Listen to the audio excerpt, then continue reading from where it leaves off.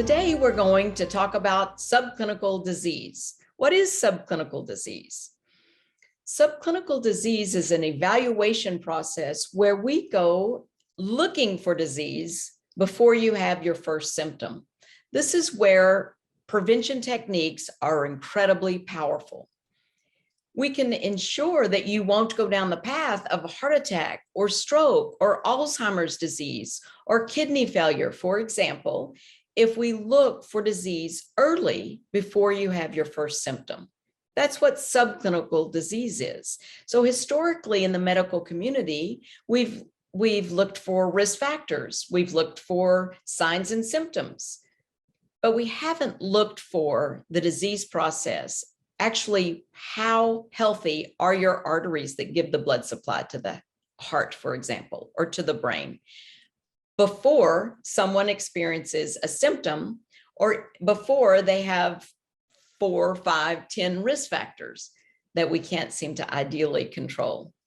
The reason that this is important is because if we can identify plaque, the presence of plaque, or the presence of a diseased or even just an abnormal artery wall, we know we can stop the process at that point before you ever have a heart attack. This is how we know we can protect you from a heart attack throughout your whole life, because we now have the technology to be able to look for plaque in the heart arteries, understand what type of plaque you have, and understand when we look again in a year, 2 years, or 3 years, are things getting better? Does the artery wall look healthier rather than becoming more diseased and leading you down that path of a heart attack in your future? So subclinical disease is truly the most powerful form of prevention, because then we have a baseline of the health or the disease process of whatever we're evaluating. For me, it's looking at your heart arteries to ensure that you won't have a heart attack in the future, or perhaps looking at your